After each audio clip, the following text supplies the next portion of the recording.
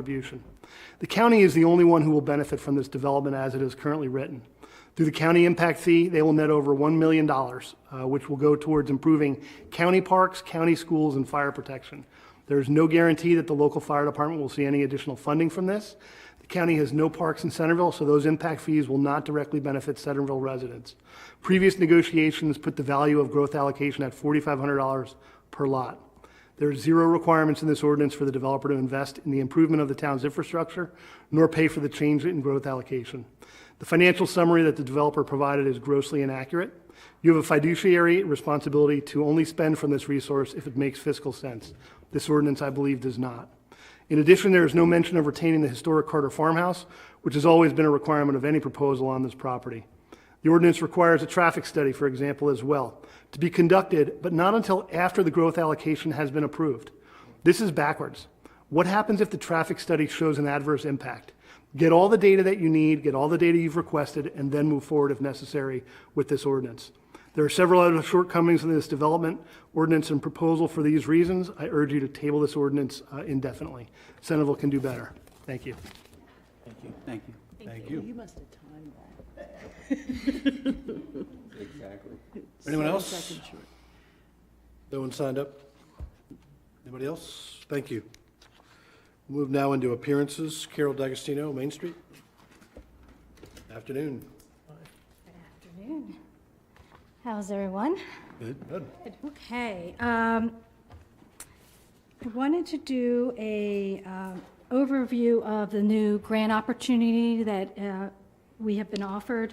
So previously with operating assistance grants open to Main Streets, all the Main Street programs were in competition with each other. There are about, I think there's 33 now.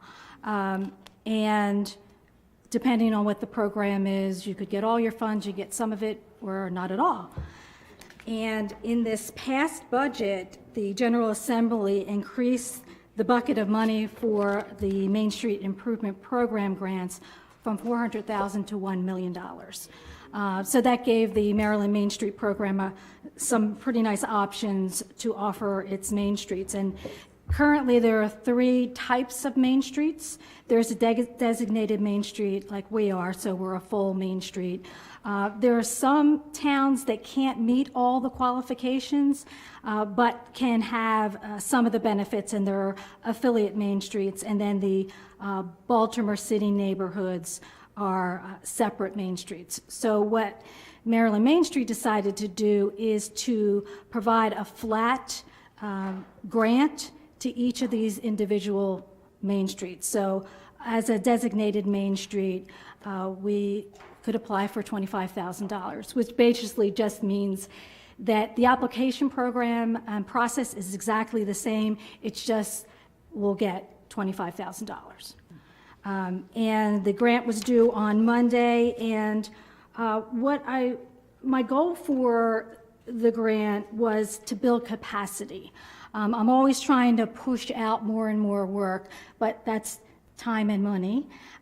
So the grant, which will pay for capital as well as operating expenses, I worked up to 10 signs from the wayfinding sign in it as capital, because we should continue to work on that program. So the capital expenses on that is to support the previous grant that we had. And the rest of it I have going towards indirect and direct support to our businesses. So, we do a good job at promoting our businesses, but we can always do better. And by that, I mean, we have 2 businesses this year. One's turning 25 and one's 40. We should be putting out information and press releases and helping those businesses promote those things. So I worked into the grant, the ability to get press releases out to businesses to help them with promotion themselves, but also to look at programs that we're currently doing, like our e-gift card program. We don't promote that nearly enough. We should be doing that consistently throughout the year as opposed to around the holidays. It's also a great opportunity for bulk sales for people like realtors. So we've only scratched the surface with programs like that, and I'd like to see us do some more. Small Business Saturday is another important program that we just scratched the surface. So I really hope that what we can do with this money is really to help our businesses not only promote and tell those stories, because we have so many success stories. So I'd like to do a better job at telling those stories, but also the branding of people chose Centreville to do business. We should be telling those stories within their stories. So it's not just about that individual business, but it's also branding the town as a place that, you know, this person could have chose Kent Island, but they didn't, and why. So telling those stories, because people do business with people, not businesses. And to get to those stories and to successfully distribute them in social media, print, and in any way we can, I think we will best serve. So that's how I'm proposing that we use that money. So that was just filed on Monday. This is the wait and see game, because you never know when they're going to get back to you with the grant agreement, but we'll have 12 months to use that $25,000 from the time that we get it. So I think it's an exciting opportunity, and it's nice that we won't have to have that much competition and have our budget slashed, because we're a designated Main Street, and that's how they're going to divvy out the money. So it's pretty exciting. Just a quick synopsis on our Maryland Makers event this past Saturday. President Klein was there to welcome the group. I'll tell you what, in the middle of that event, I looked around, and as many moving parts as there are to that event, it's all so well worth it. To see all those young people downtown enjoying themselves, a good event. We just got the tasting pass numbers yesterday, and it was 709. We know that majority of the people who attend the event don't buy the tasting pass, so I would estimate that the numbers are 1,800 at least, I would think, because that's what we've done in the past. So the number this year actually surpassed both 2021, 2019, and is just a little shy of 2018. So our numbers are trending up. So it was a good day, and everyone had fun, and no one got hurt. I feel like a parent, you know. It was like when you end a family event, everyone had fun and no one got hurt. It's a good thing. It was a great event. How much longer do we have that in town, or? So every time we write the MOU, I add 3 more years. So we have 2 more years into this MOU. And then we just keep re-upping it. So, and we have exclusivity. So it can't be introduced from here to like Wacomico. Oh no, we weren't going to put all that work in and have someone else do one close to us. Good, So, wonderful. yeah, it's awesome. It was a great event, and we had a great time. Thank you. All right, thanks. Thank you so much. Thank you. All right, we'll move into old business. I'm going to let Councilperson Johnson read Ordinance 9-2022, since it is his ordinance. Maybe just the bold there. That's part great. Thank you for bearing with me. Again, Town Council of Centreville, ordinance number 09-2022, an ordinance of the Town Council of Centreville granting the application of Green Development Incorporated for growth allocation under the provisions of the Centreville Town Code.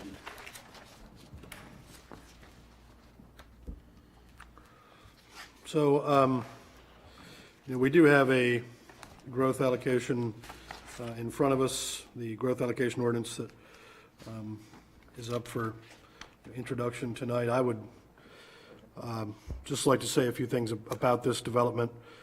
We, as sort of come to understand from our staff, is that it is time to get the questions related to this development answered now, and not keep sort of kicking this can down the road. There was a quote from the developer's attorney from the conditional approval of the PUD meeting about all these bites of the apples that we have.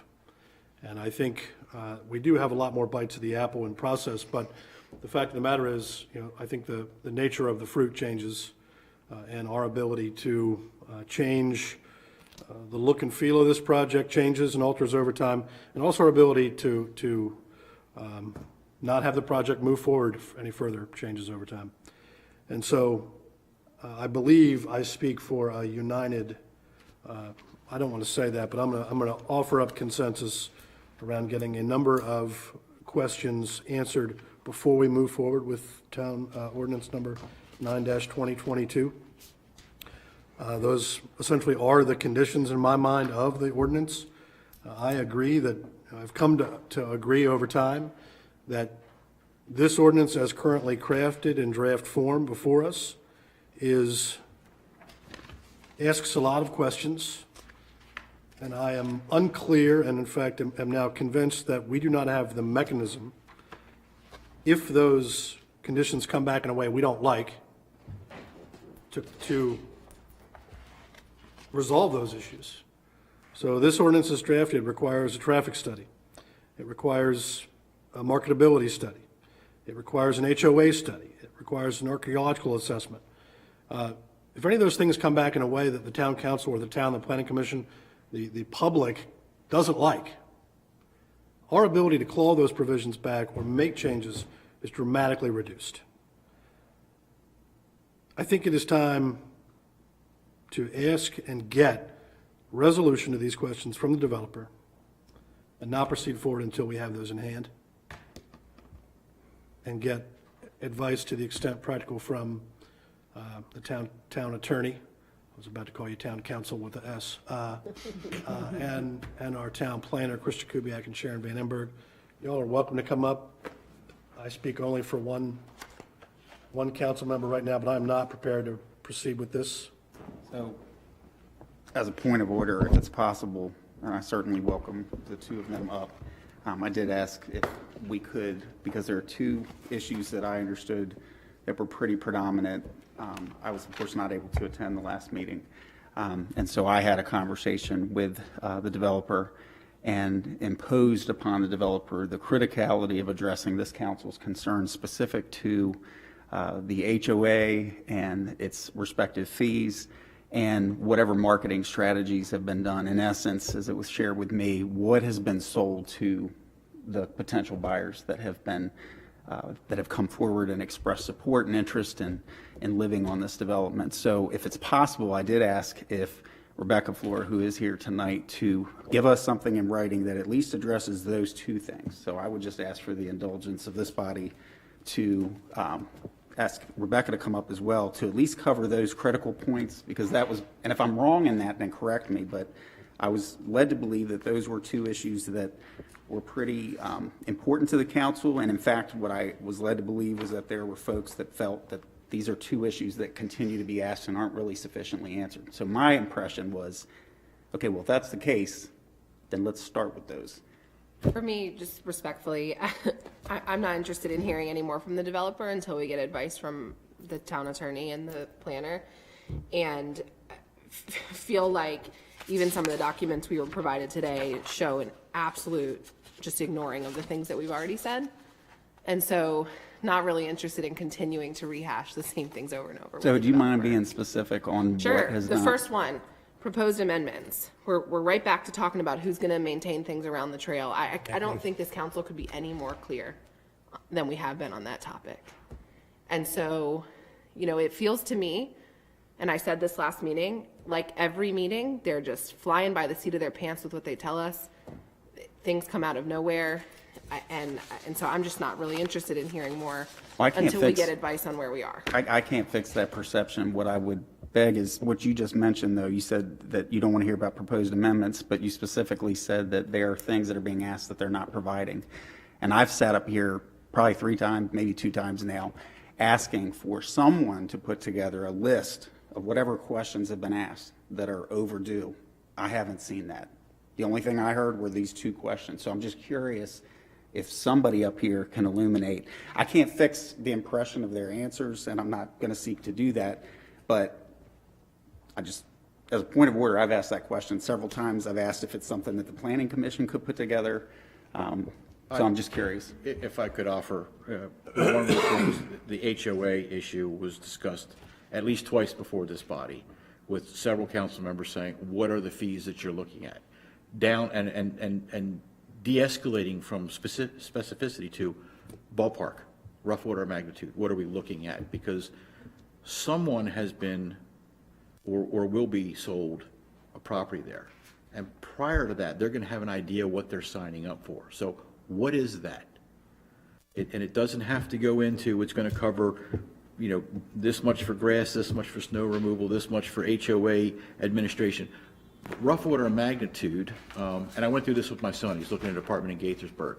He was looking at a townhouse. I said, do they have an HOA fee? This is new to him. So he said, I don't know. I said, that could add a few $100s to your cost monthly. You have to think of that. And if you're looking at a house in the $300,000 to $400,000 or up range, and you're in that ballpark, great. And then if you slap a few $100s more on that, maybe not great. So it went from what are your fees down to just ballpark, rough order of magnitude. So we don't have that yet. The marketing study, I know Councilperson Kaiser has talked about that she can put on a real estate hat and say, what would I be selling? You know, what is the plan? Because we're not going to get to the point where we're breaking ground and saying, oh, how do we sell the rest of these units? That's got to be somewhere crafted. And if not for this specific development, it's been done before. How was it done before? What's being sold? What is Centreville? What is being developed in Centreville, and what is being sold? So that gets back to I'll speak to the HOA specifically. We know what it costs to manage a street over time. We know what it costs to manage a sewer system on the street over time. This HOA, and based on the first two phases and the third phase and different HOA ladders that we might have within the community, this HOA's got a lot of things on its docket it has to take care of. It's got streets, which we don't ask any other HOA to take care of in this town. It's got sewer lines underneath those streets, which we don't ask any other community in town to take care of. It's got an a poorly explained and poorly envisioned agricultural component that is going to require, I would argue, more or less full-time management. So when you come up here and say, not you, when the developer says an HOA that's capitalized at less than $150,000 a year is going to cover all that, when the HOA itself to manage sewer and paving and snow removal, trash, all the things that we provide our community, it just doesn't pass the test, and we're not getting any further clarity, and I don't want to move forward with anything for this development until we have answers about this HOA and what it's going to cost to live there. And I see here, comparison with other developments, we got a big Excel spreadsheet printed out on big paper last time or 2 times ago, that they were not really comparable in my opinion. They were high-end houses, much bigger developments. I mean, this is too important to get wrong. I agree. And we don't have to be in a rush. I understand the developer has financial concerns associated with the property. Those are fully legitimate. They are not the concerns of this entity. And, you know, I just think I thought you had your hand up. I'm sorry. I'd like to say something if I Sure, can. go ahead, yeah. So just because I sense that, and I have said this in email and text traffic to this council, I have helped to champion this project because of several components of it that I'm supportive of, while being absolutely respectful to folks in the community that have raised legitimate concerns, folks that live on that seat, have lived on that street, as I did, Chesterfield Avenue, when I grew up. But to just state for the record again, my support for this project is not at the expense of any concerns that haven't been raised, any of the legitimate points that these two individuals have put forth. So I will just say again, I totally respect my fellow council member at the other end there, Councilwoman Kaiser, but I was not at the last meeting, so I took the time to say, what are the lingering concerns for this project? And I took the time to go to the developer that is in the country right now, the other two are on vacation, to say, and Rebecca can say, I had this conversation with her, the council is growing impatient with certain things not being answered. So this is what I was led to believe are at the top of the list. So will you please address those this evening and put it in writing so that we have something to refer to or that anybody else present can look at? So I totally respect what you're saying about not wanting to hear from the developer, but I'm at a loss if there's a list of things that are of concern and we take the time to say, hey, you haven't answered this, because that's what I've been getting at with the comments that have been made about other things that haven't been answered, is where's that list? I'd love to see it. Well, and I used to be extremely supportive of this development. I thought it was a great concept in general. But at the last meeting, two things came up that came out of absolutely nowhere for me. So out of nowhere, their desire to own the trail was suddenly about kayak landings that none of us had ever heard of. Out of nowhere, they said that a traffic study had been underway for some time. Well, if that was the case, they would have said that the first time we brought it up several meetings ago. And so for me, if we're just going to be told what they think we want to hear, and the story's going to change every meeting, I don't need to hear from them every meeting. At this point, for me, I'd like advice from our town staff on where we go from here before we worry about talking to the developer again, because as of right now, for me, I don't trust what the developer says, so it's not useful for me. And we do have advice from the town planner to seek resolution to these concerns before moving forward with the growth allocation. So if you want to expand on that, Sharon, you are welcome as well to expand on both the legal requirements and process requirements. Sure. At the heart of what you do as municipal leaders is focus on public health and safety. It's sort of the bottom line. And that's why the town has the whole set of standards and specifications for the width of a street, the depth of a street, the diameter of a pipe, all these things. And that's why the standard approach is that the municipality takes the responsibility for. You gotta move a little closer, Chris. The municipality takes the. Should I keep talking until it turns Yep, green? you're good. Okay. No, that's a different legislative body across the water. The town takes the responsibility for maintaining, upgrading, managing, repairing all these facilities to the standards that change over time, which are both federal, state, and local, right? So this project has taken or capitalized on the flexibility that's allowed within the plan unit development scenario to create what to the eye and to my experience looking at it could be a really fantastic project. A community that's different than other communities and addresses a lot of the concerns that council members have had, the members that predated you here, and I've heard others say, wow, this is something different. It speaks to me. There's something here worthwhile. But it's used the flexibility to place itself in a bit of a box, meaning that the town is not going to take responsibility for infrastructure that is below the standard that the town would normally provide its residents. That means that the governing structure becomes really important. That governing structure is not the public anymore, or you, or Kip, or me reviewing things. There's a question mark. Who is it? And that's sort of the fundamental issue, and that's permeated every staff report that I've provided to the Planning Commission. It's been part of their discussions and their comments to you. We still have this lingering issue, and we suspect it's going to get resolved. We hope it will get resolved. And so that's why fundamentally we're concerned about that, because as you go through the approval process, you get closer and closer to the final approval. Your discretion as a legislative body becomes a bit narrower as you get to that point, because the way the PUD regulations are written in Centreville, in many respects, you're operating like a planning or zoning authority. You grant final site plan approval.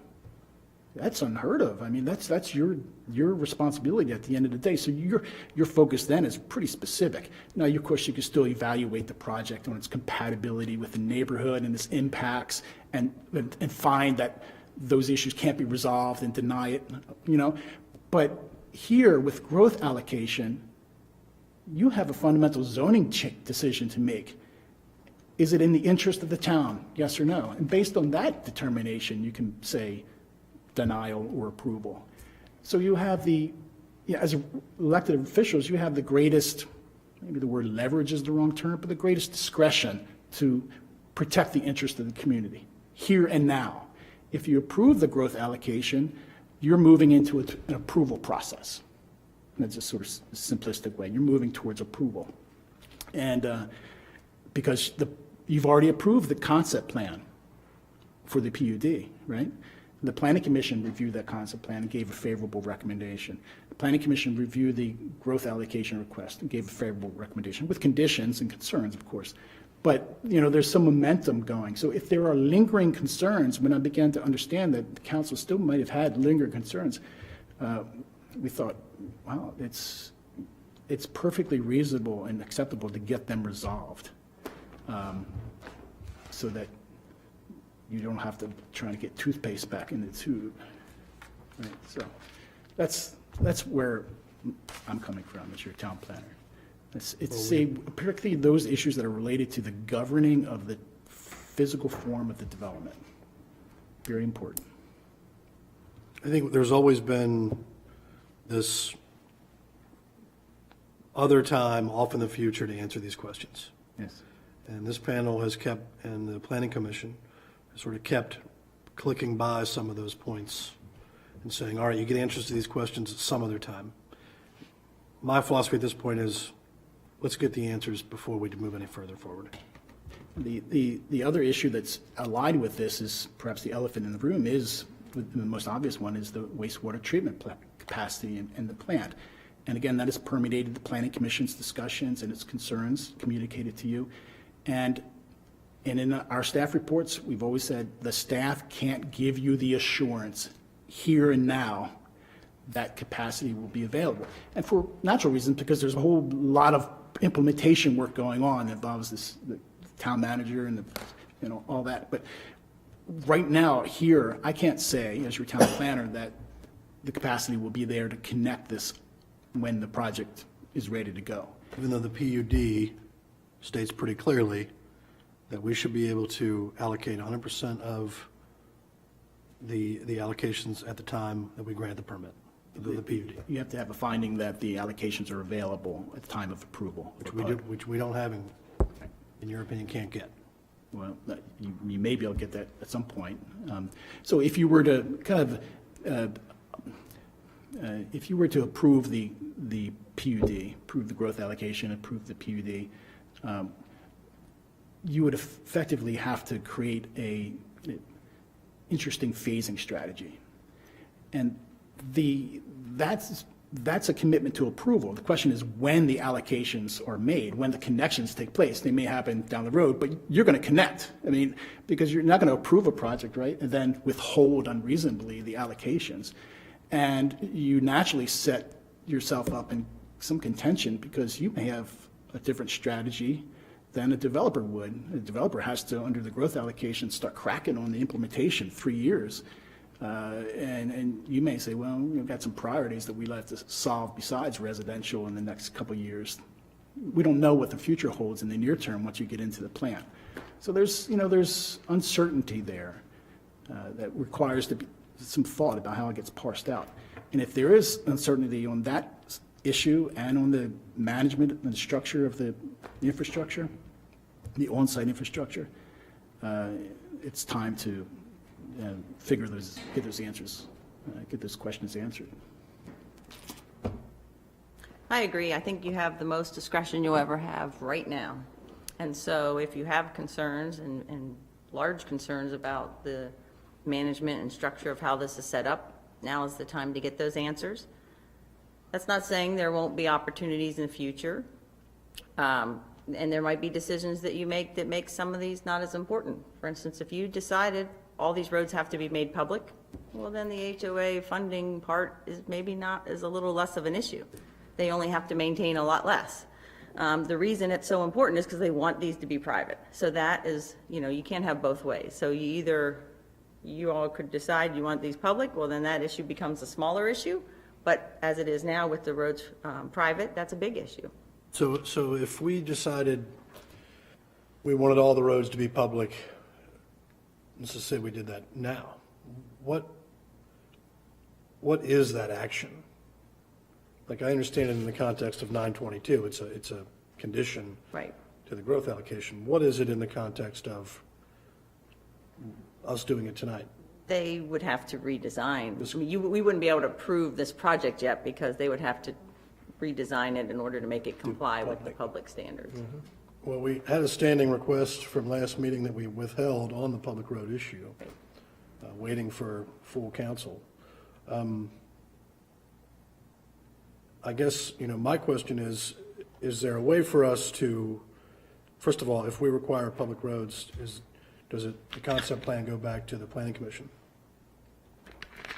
I think it would have to. I think it's going to be a whole redesign. Would affect a redesign. I think the developer could conceivably keep a lot of the thematic parts of it the same, the functional parts with shared parking and the like. But you do then have a wider roadway.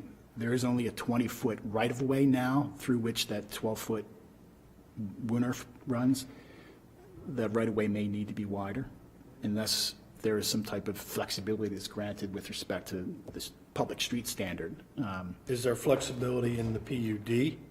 There's flexibility to allow that to take place, but that has to be evaluated against the real maintenance issues that Kip would have about how to maintain that infrastructure over time. He may require a wider right-of-way than the 20-foot that exists today. And I think all indications are from our previous conversations in the staff meetings that he would. Yes. They're not set up to maintain a 12-foot wide road. Or I'm saying, if it could be 18-foot, for instance, within 20-foot right-of-way theoretically, but So not necessarily built out to the full width of what the town might require, but some flexibility. there is flexibility that's allowed in the PUD standards to grant for street design.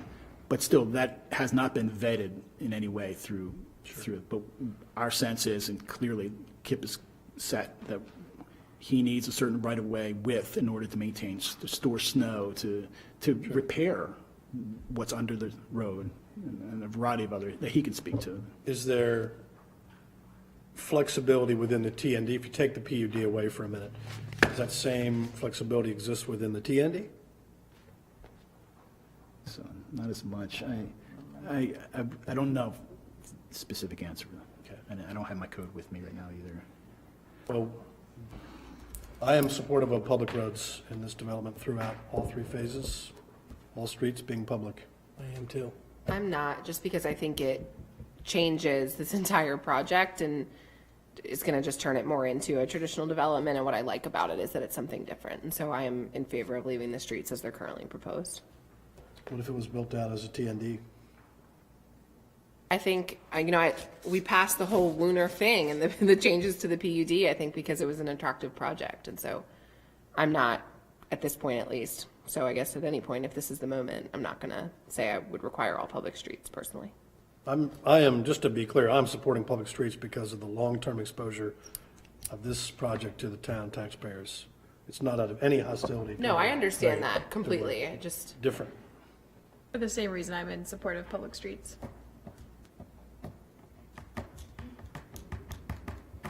I'm chewing on what's been said. We have a majority in favor of public streets.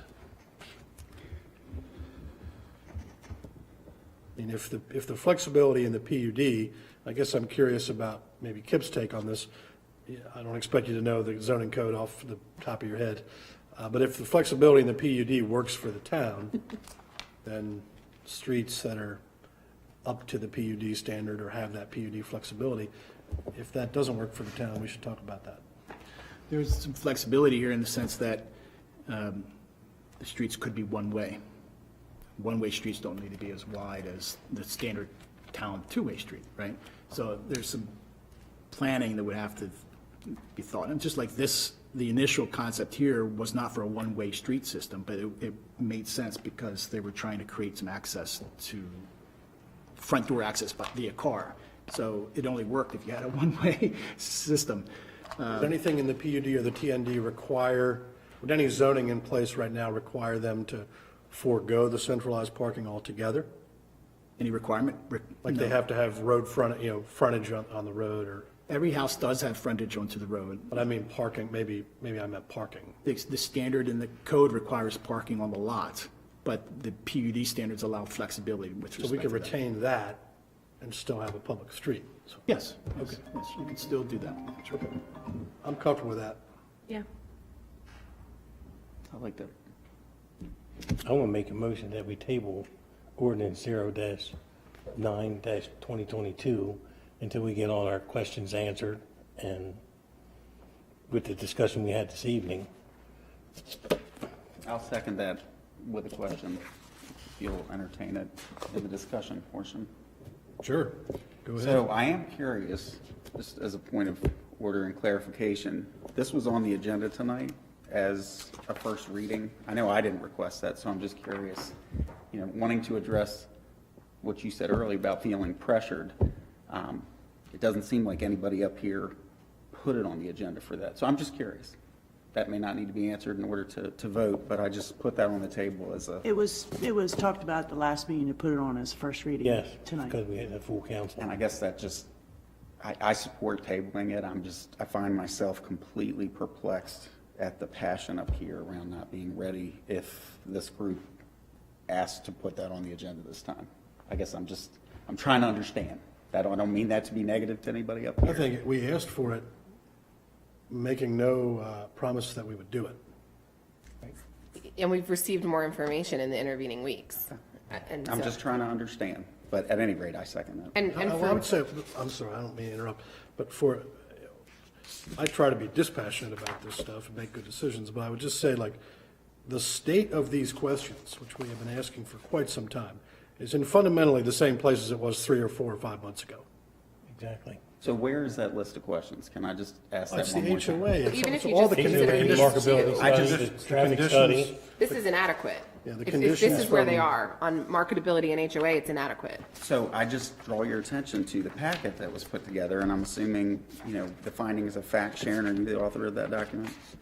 Yes. So I don't know how much everybody's had a chance to look at it. I guess where part of my being perplexed comes from is I'm looking at all this, and it seems to cover all of the things that I've been tracking on, that we had questions about, Sharon, that you had suggested we have for consideration, Steve, that you said.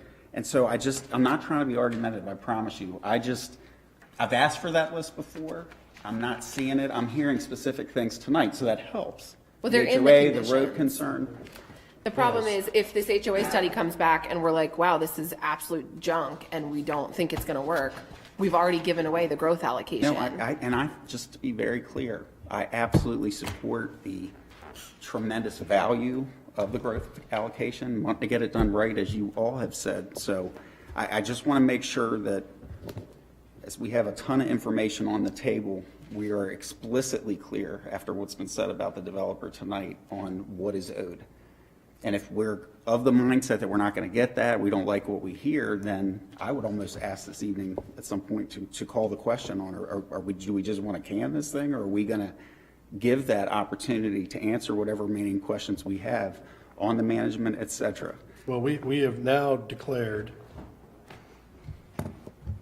we have a motion in a second, so I'll just, Move on that. no, but I think we have changed, we've changed now the public's, this now has to go back to conceptual phase.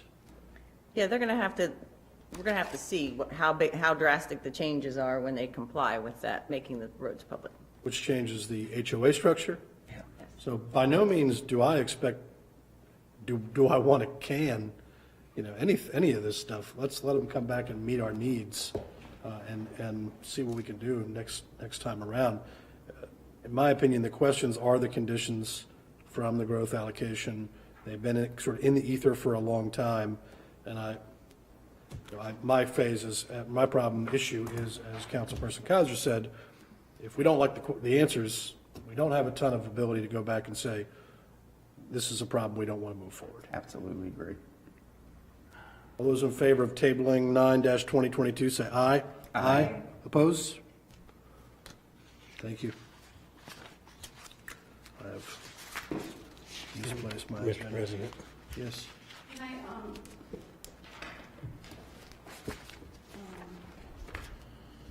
Thank you, and I respect your decision. Part of the ability to answer the questions include trying to set the variables. And so right now, there's variables. And so if we are doing public streets, that's a variable that has changed in our ability to run the full HOA fee assessment or even the marketability assessment. That's a huge variable. The other variables, I think, which have started to get set, which are helping us, are things like the decision on the buffer ownership, and we're not changing the maintenance. The only thing we asked is the spurs that go through made sense for us to maintain them, not all of the buffer. We're not suggesting that. That's just those little spurs. So, but that was a variable that's now been set, so it helps us now, just more recently, be able to plug in another number into those types of questions that you're asking. Even something like the traffic study, which we're doing, it's underway. The other variable is square footage of commercial. So that is another part of the concept plan that it's a chicken and egg, you know, of course. The problem I think we're all facing is this process with these layers is not typical either. And so typically, like a market analysis or some of these things would happen a little later when you know you've got confidence in the site plan being fixed. And so we are at a little bit of a dilemma also. And so the more that you all can help us fix some of those variables, it'll help us get to a point to answer those specific questions. Because even the decision that was just made tonight around public roads, that changes the market dramatically. So our marketability just changed dramatically. So can you get us a list as soon as possible of the variables that you think drive the questions that you now know, the conditions that we're asking? That would help, I think. I think that would help tremendously. Yeah. I mean, we've taken some questions here about the commercial. Mm-hmm. I don't quite remember how those went, but I think we had, as we talked about the conditions for this, I think there was support for retaining the commercial as it, at least from a square footage standpoint, as it was. That's helpful. And not, I believe there was 3 votes for not getting it off of Chesterfield in the site plan. I don't, those will be in the minutes. I don't know what those things are. Yeah, I remember us leaving the commercial as it is. Okay. Yes. If we could just kind of understand what's fixed and what's not, then that helps us. You all have done spreadsheets. It just helps us fix those assumptions.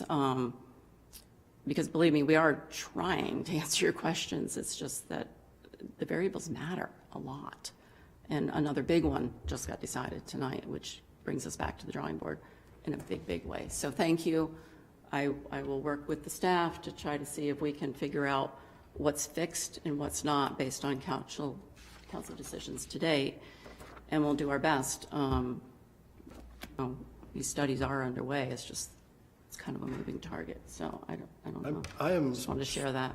Speaking from one councilperson's standpoint, we're counting on the planning commission to work its will in terms of the commercial space. Is that the way you view the world? I mean, I want to be clear. I am for the commercial being smaller and not on Kidwell. Not on Kidwell. It's not an issue. Not on Chesterfield. I'm also for it. I'm also for it being smaller, but I'm pretty sure I lost that vote, which is fine. But I think the issue is this then goes to the planning commission, right? And they sort of determine the site plan. The next step for the PUD is to go to the planning commission, and they have, the developer has responded to the planning commission's concerns already with one iteration. The planning commission hasn't formally considered that yet, but that's in the PUD that you have before you now, or the growth allocation plan, you'll see the growth or the commercial component that is a outgrowth of that coordination with the planning commission. So, and I don't know that the planning commission's completely satisfied or not, it hasn't been put before them formally, but I think you're principally right. Okay. That they are a good body for doing that, figuring those issues out, design, placement, structure, the impact, all those issues. Should we move officially to send the concept plan back to them? Should we ask for them to reconsider the concept plan? I think we need, for the growth allocation concept plan, I think we need to see how that changes, whether it warrants a substantial enough change to go back to them. The PUD plan will have to go to them next. It's just we were waiting for this step to be finished at the council level before it went back to the planning commission, because there were a lot of these things that could have significant impact on, like public-private and ownership of the buffer and things like that, that have a big impact on the project as a whole. But the planning commission is still going to have their sort of day Yes. to look at a new concept plan with public streets. A concept plan, not the preliminary site plan. So they wouldn't, unless we determine it's substantial enough that it needs, it just depends on how, I think. But we've just gone from half private to half public. It feels substantial enough to go Yeah, back. I feel like it's going to change significantly, but I don't know for sure what flexibility we have left in the road size that would allow them to continue to keep it pretty close. I don't see how they're going to do that, but I don't know. So what is your advice to us in this regard, in terms of planning commission? I think we should see what they come back with, and then we can determine whether it needs to go back to the planning commission. Okay. That's what I As a concept plan, which would then be forwarded back to them as the planning commission's recommended concept plan. Right. Then you'd have to have a hearing on that concept plan. Or you can say, We do. yeah, just like you did before. Or you can simply say, All this process is. or you can say somewhat that together. this change is a reflection of the public comment you've gotten. You're being responsive to it, so the process is working. And the preliminary plan that ultimately makes its way out of this room to the planning commission will reflect that change, will reflect public streets and maybe the physical changes that might be necessary. Perfect. I think we need to see what they do, and then you all can decide whether you need input from the planning commission still, or it's changed enough or not. So if you could just walk us through a 4-second primer on the process that's left to us from this standpoint. So growth allocation's been tabled, but obviously some other things can't move forward until, but what are the other town council and planning commission processes in your view? And Chris, by all means. So once the growth allocation process is complete, or it's at Simultaneous. least past the council level, the PUD still requires a site plan approval. A subdivision plat will eventually be required as well, and those will go to the planning commission and come back to you. And as you're reviewing that site plan, you all need to actually pass an ordinance that would apply this floating zone to the property, because you haven't done that yet. And so we've created a PUD or amended the PUD, but that does not necessarily apply to the property right now, which is still zone TND. Right. Okay. So we'll need to actually pass an ordinance that would apply that zoning to the property, and you would approve the site plan at that same time, presumably. And then the growth allocation has that those conditions would be incorporated into a DRRA. That gets a recommendation from the Planning Commission and comes back to you all. And then at some point, there would presumably be an allocation request, whether you deal with that earlier or later, but at some point, this project would need to receive allocations. We typically incorporate that into a public works agreement, but depending on the DRA, we could lump it all together and do a combined agreement. It just depends on timing of whether you're ready for that or not, or we would do a separate public works agreement. And that would come to you for approval as well. Okay. Did I miss anything? No. Only say that all the flexibility that's reflected in the plan is essentially being passed by you as a legislative body. You're saying those are the terms that will govern development of this property from this point onward. Okay. So you're taking all, you're zoning that property. Mm-hmm. Thank you. Any other questions for them?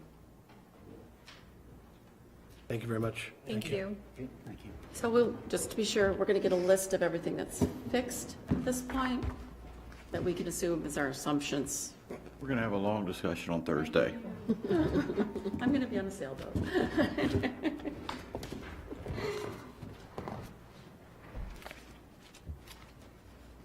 Part-time employee benefits. So I brought this up at the last meeting for your review. We have a one part-time employee who requested the council's consideration of benefits. And in the memo, I have the cost based on the percentage, if the council is amenable to providing the benefits, and then what the percentage would be for that. Currently, we have one. This would be, if we were to have future part-time employees, this would also affect them.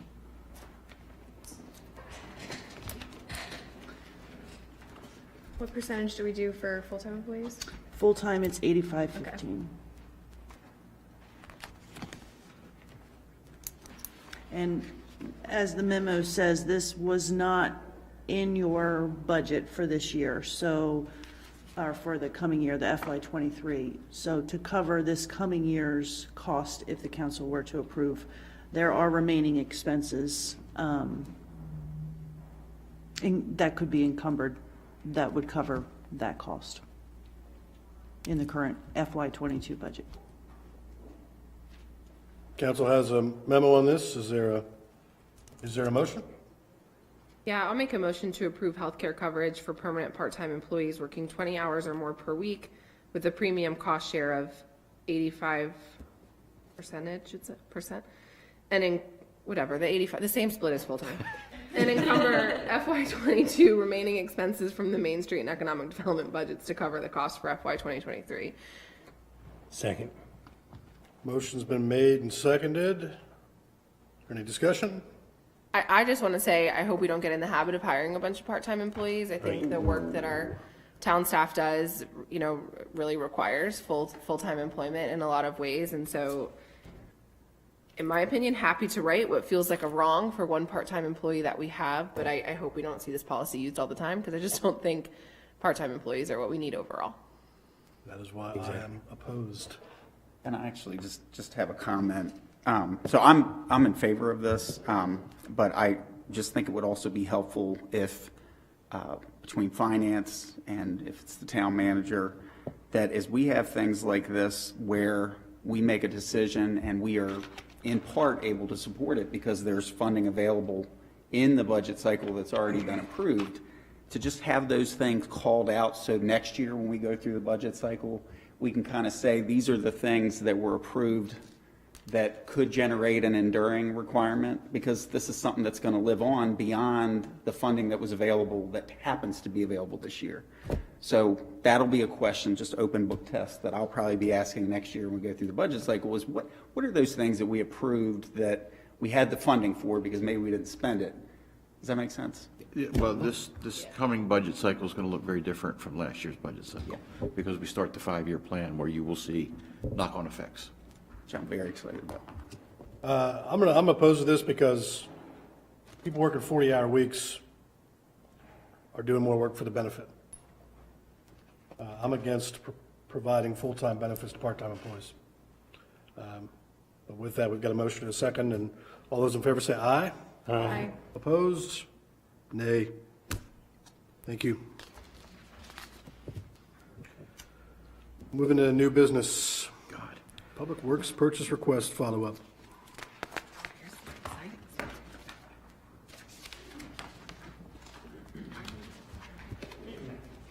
Hi, how are you? Doing well. Oh, good. Try to keep this short and sweet. As you recall, this is just to clean up some odds and ends with this. On the 7th, we sent you an email requesting the purchase of an F-450 dump truck. It wasn't budgeted this year, but due to savings through the year in that budget line, we had money to cover it. Thank you very much for approving it. The memo you have before you spells everything out for you.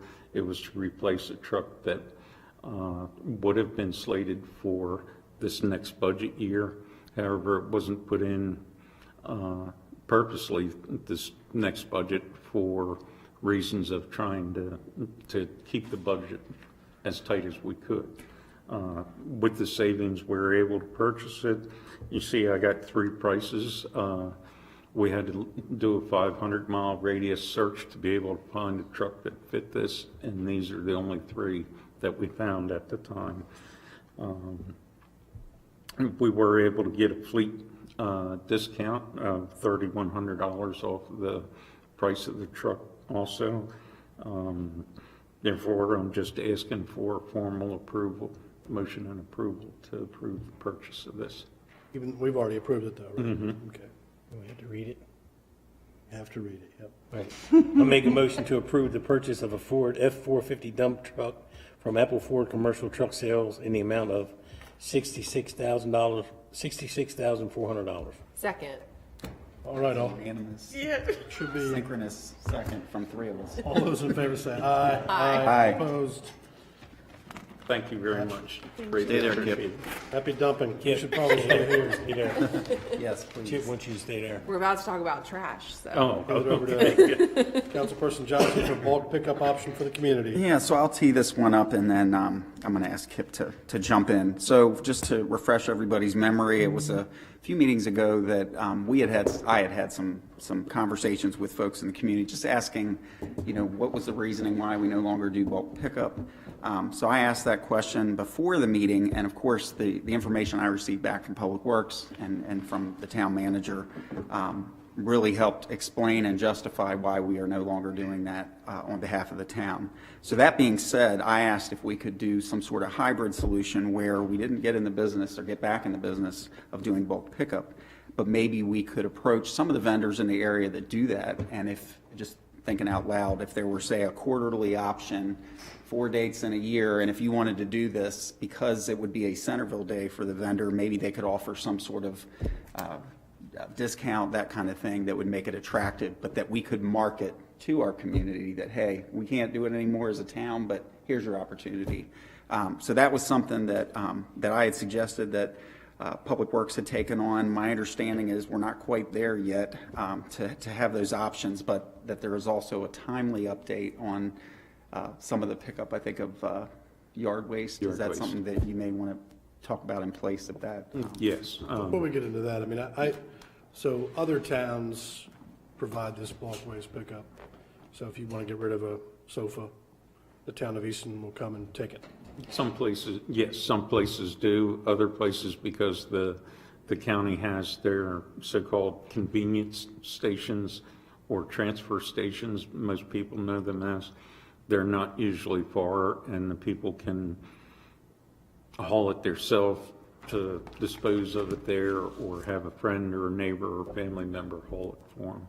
But yes, some towns do offer that type of a Just kind service. of refresh us as to the objections of the town providing this service. Okay, what happened in the past, it got to the point that it was taking up so much of the time of the town staff to try and keep up with it. The other problem is different items have to go on different loads, if you will. When you're picking up bulk like that, you can't just throw a couch on the same truck that you're hauling somebody's refrigerator or washing machine. You can't throw somebody's plastic, small child's outdoor toys and stuff in that same thing. So you were having to go around and with several trucks picking up these items. It actually got a little bit easier by taking the loader, putting the stuff in the loader, because some of this stuff is very heavy. That's why people don't want to take it to the transfer station. That's why they don't want to take it themselves, because it's hard to handle. So as what Councilperson Johnson mentioned, the town offering a few quarterly, or we offer it through a third-party contractor that you would pay? It happens, there's several towns that do it several different ways, all right? Some of the larger towns that have their own, solid waste program, their own staff and trucks for it, They offer it. It's one of those things where if you have something like that, you have to contact Town Hall and make arrangements. There's usually a fee involved with it because it does cost tipping fees to get rid of it. And so there are towns that do it that way. There's other towns that do quarterly things. What they'll do is they'll hire a contractor to come in and drop X number of roll-off dumpsters off. And one dumpster is for metal, one dumpster is for plastic, one dumpster is for furniture, one dumpster is for wood waste, not yard waste, but construction debris type stuff.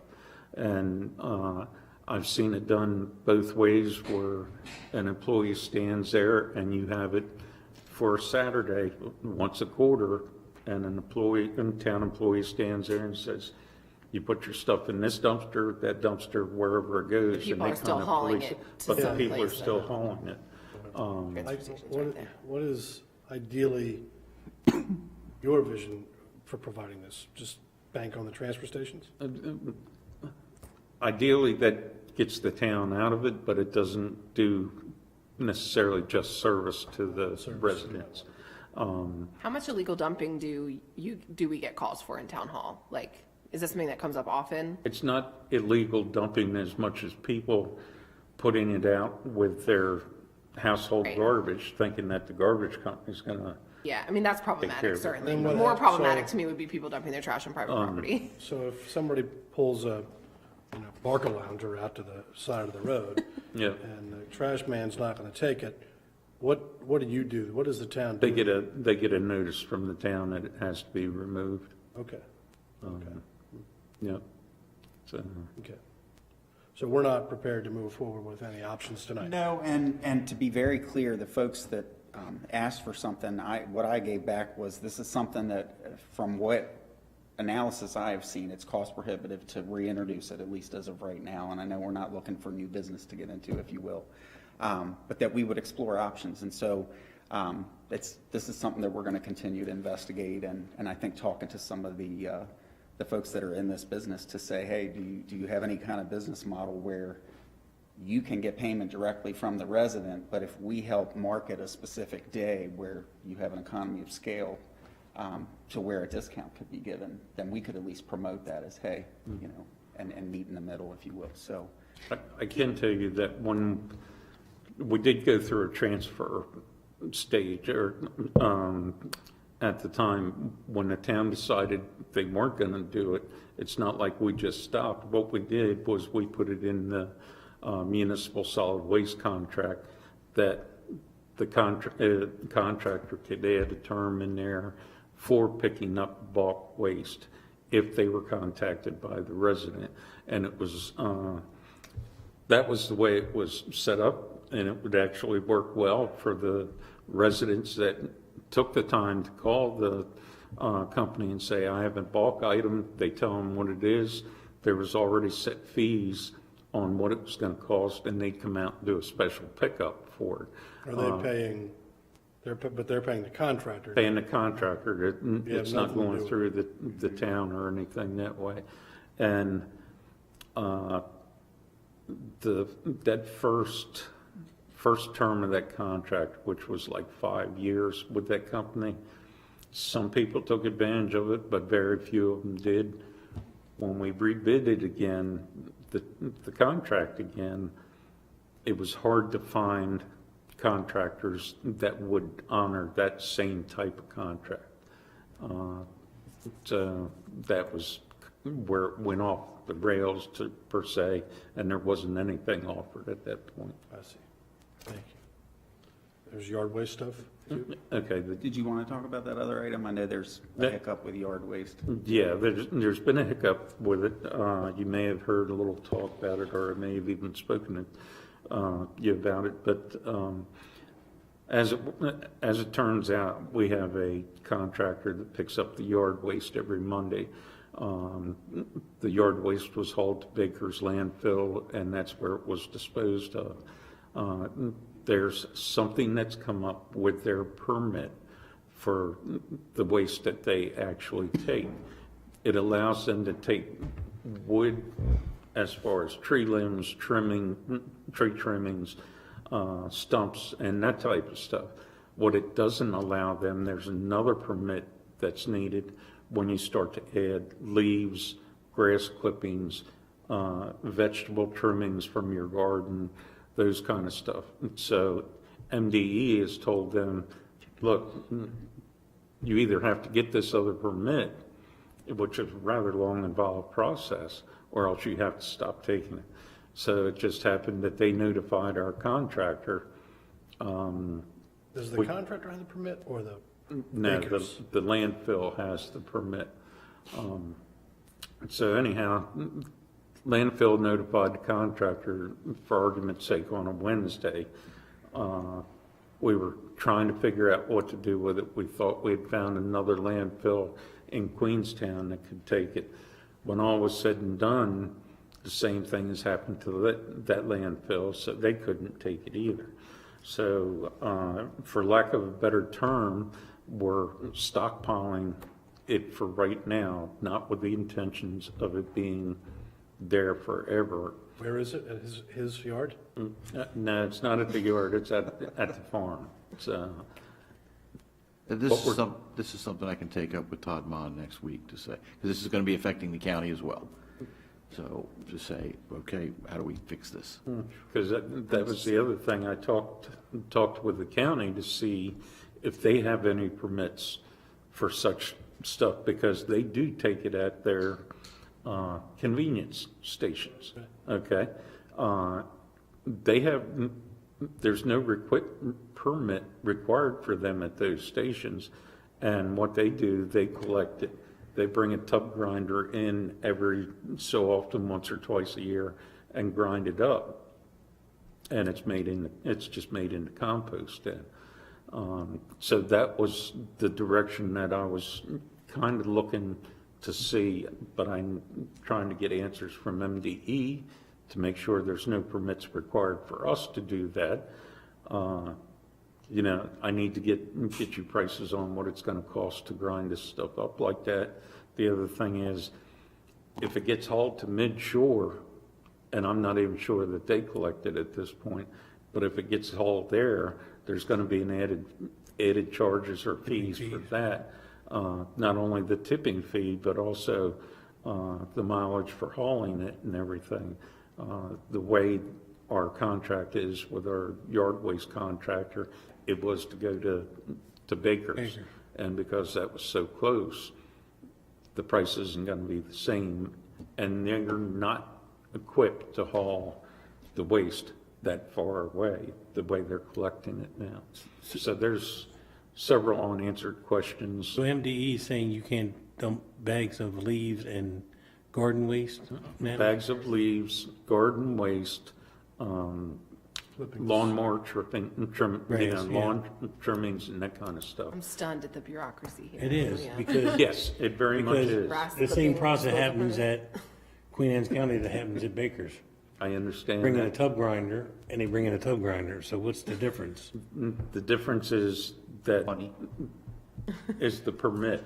I think I need to get a tub grinder. So in other words, MDE I'm just saying, buying a field and we need saying, more money because we want you to get this certain type of permit, It's, is what it sounds like to me, because the county doesn't need a permit, but Baker's does. what Baker's does, because they're a private landfill. They're not state-run and operated like Midshore is, because it's run by MES, which is a quasi-state State, yes. entity.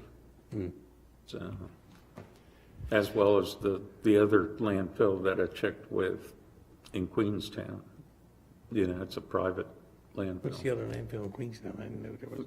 I didn't either, Cold Safeway Ventures. parking lot. Oh, Coal Ventures. Yep. So, I missed what he said. I have a question, but I need to finish laughing first. Knowing MDE is so particular right now, I'm curious, and I'm sure this will be part of the conversation with Todd if the county's dealing with the same thing. Do we get to a point where whatever has been stockpiled is so big that we've violated some other well, restriction? the intention right now is that storage permit? it's just a temporary, yes, it's temporary storage. And yes, MDE is probably going to come and tell us we need some type of permit for. So there's a whole lot of stuff to go through to get to the bottom of it yet. But I always thought our contractor that collected yard waste just took the bags down there and dumped them, and they have to empty every single bag. Yes, they have, They don't allow the bags anymore. they don't allow the bags, not even the paper recyclable Right. They have bags. to dump There can everything. be no paper in it. Right. So, yeah. For any kid, if the pile at the farm gets big enough, eventually it'll gain sentience. And it'll be like the trash heap from Fraggle Rock, go out there and give it advice. Fraggle Rock. That's on life. Believe me, I did. The only reason it's there is because we're kind of stuck in a hard place right now.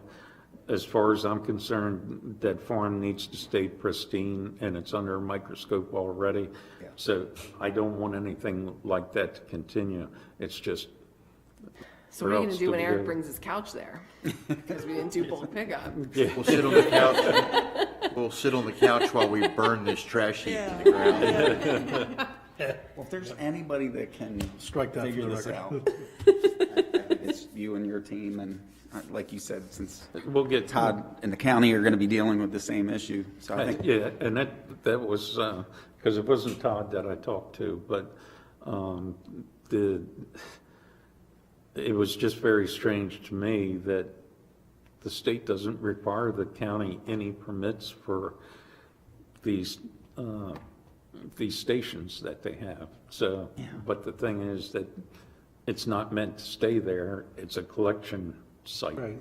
So, interesting. Well, I Already got, am beside myself with anticipation for the next briefing on this.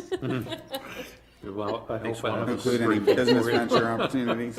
There's this thing called Netflix, Eric. It's pretty entertaining. It's a lot on offer. Happy life.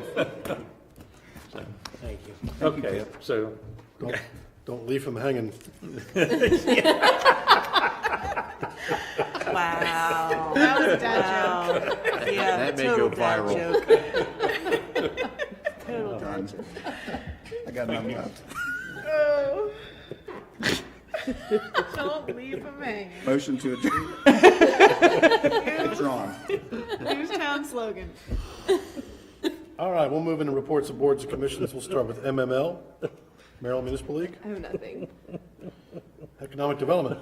I have just one thing. It's what I've been talking about. The second full week of July, we are going to finally have this concept that I've been talking about, a fireside chat on economic development. One of the things that this has been delayed for is I had a vision in doing it somewhere that has almost a spiritual value in terms of its historical nature, and we got permission to use the old courthouse for this session, so that's cool. More to come on that.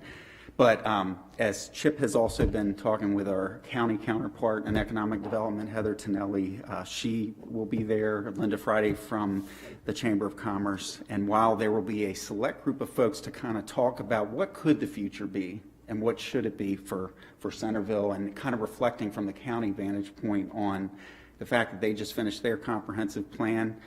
Not a whole lot of land to develop on Kent Island. They don't have any EDUs either. So they're going to start going north. What does that really mean? So this will be advertised for the public, but will be a limited discussion. That's not the intent. But we're going to, if somebody wants to sit in and hear what's said, so be it. But I think the theory here is let's do that, and then maybe what could materialize out of that is what could the next iteration of CETA, and for those in the room, our Centreville Economic Development Authority that was disbanded, is there something like that could emerge? I'm specifically not looking to reignite CETA in the form that it was, but to engage that discussion and just kind of see where it takes us. So more to come on that, and that's all I have on economic development. When is that event? The fireside? It's going to be the second full week of July. I'm working to nail down, and it'll probably be a 6:30 to 8 p.m. event. So I promise to get that date to you all as soon as possible. Thank you.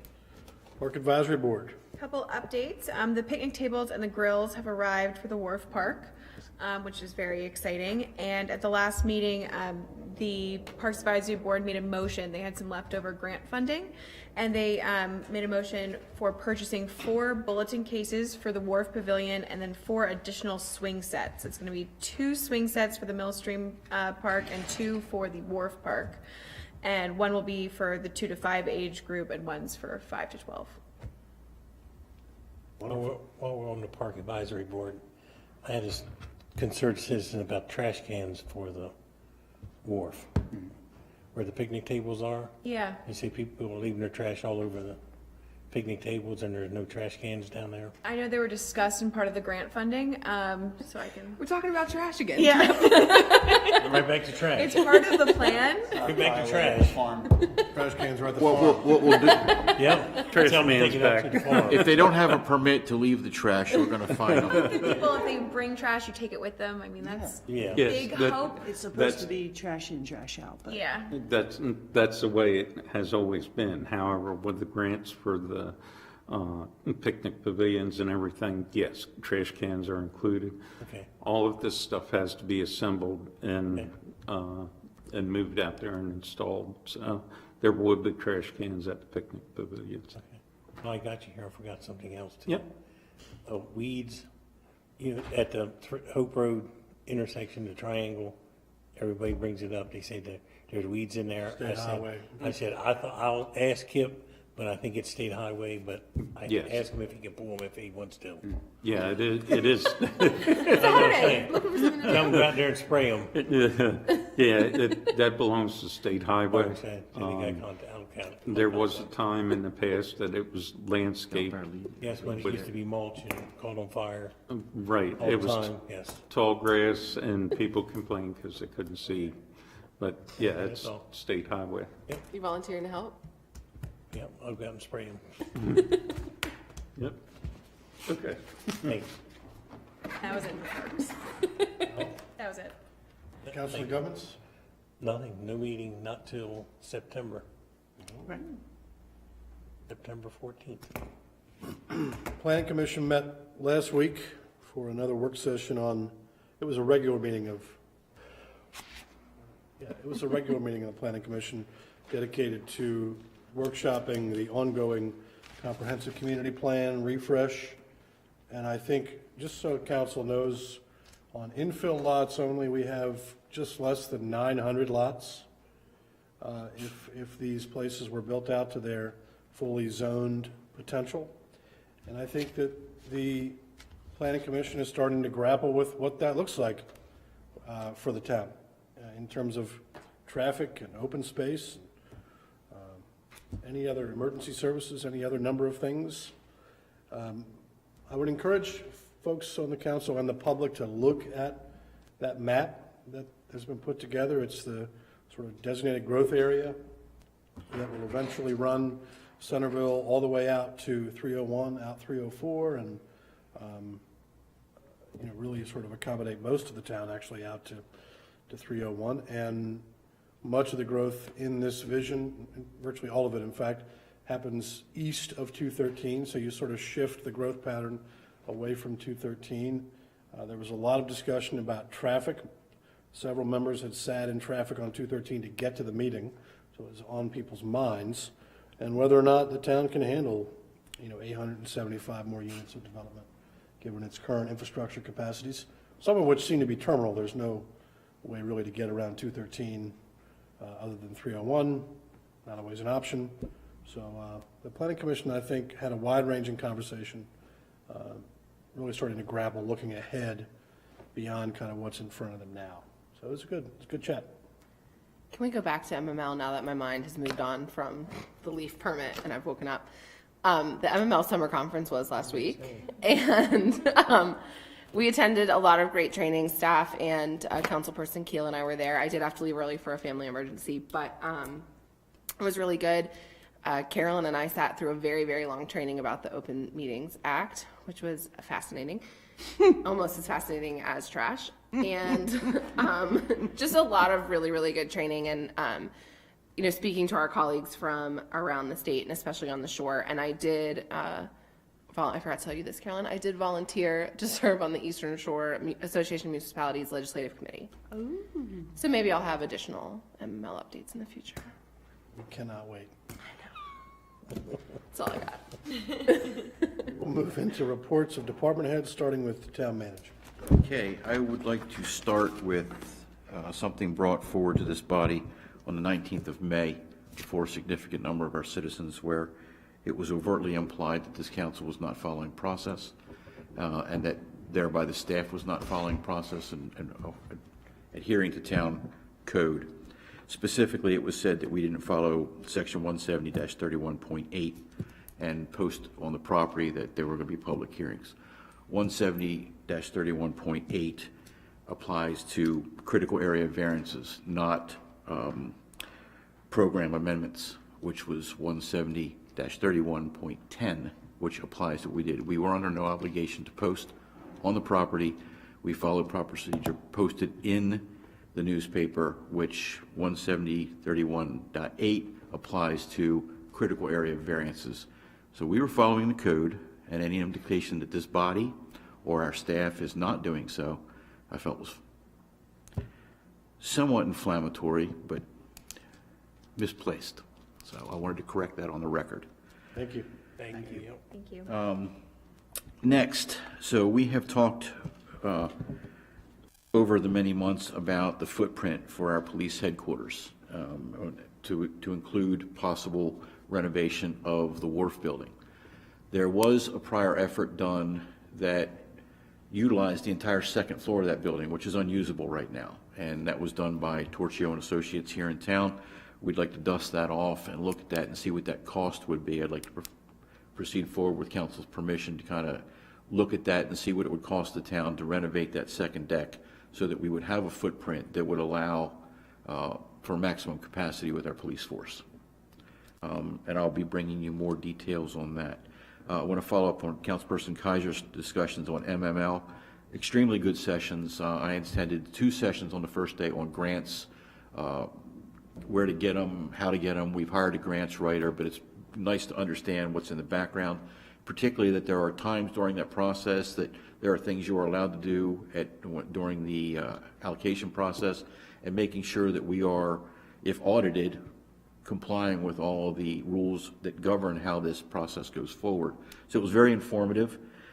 It was nice in a Schadenfreude kind of way to see that other towns are enduring the hiring issues that we are struggling with. That is kind of a universal thing. There was a wonderful session on municipal enforcement and what you can and cannot do. It was educational, but one of the highlights, I think, was the cabinet roundtables. We got to sit down with the now acting cabinet secretary for Maryland Department of Environment. Unfortunately, right as we were having stuff go from our delegation to the cabinet secretary changed, but we got to engage, get on their notepads what our needs are. We also got to meet with DNR and then follow that up with meetings with Senator Van Hollen's staff, who was also present.